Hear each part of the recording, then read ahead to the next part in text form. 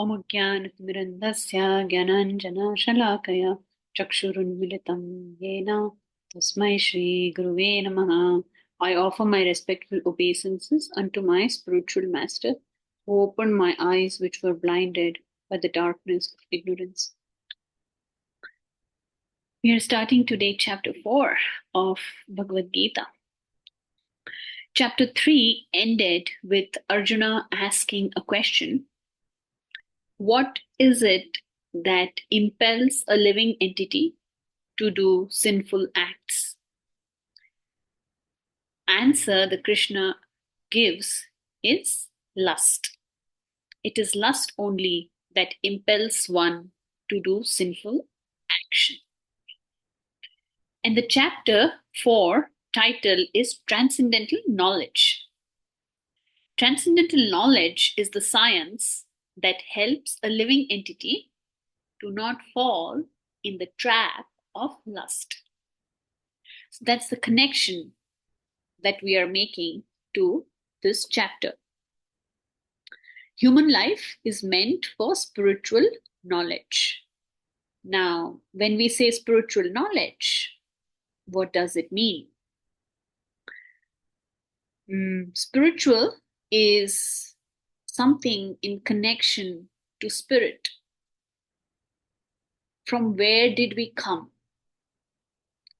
Making a connection with the source from where we came. In the material world, we say we came from our parents. True. There is a mechanism how one is born to a mother and father. And yet, that mechanism is in place. Someone has put that mechanism in place.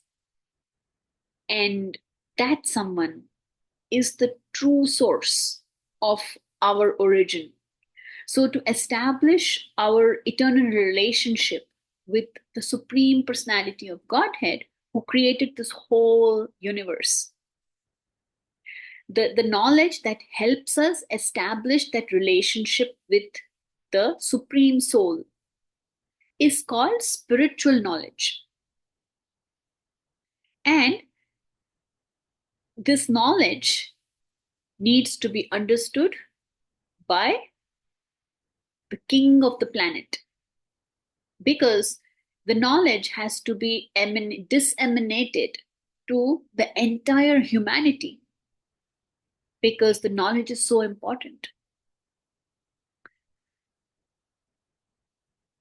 Why it has to be understood by the king of the planet? So the king of the planet can rule the citizens in a way that gives protection from the material bondage of lust. And the executive heads of the state are then to impart this knowledge to the citizens by education, by culture, and through devotion. When the executive heads spread this science of Krishna, people can take advantage of the great science to then pursue successful path, utilizing the very rare opportunity of human form of life to establish their connection with the Supreme Soul. So stay tuned. We will hear more how this science comes down to this earth and how, as a living entity, we can take advantage of this science. Thank you. Hare Krishna.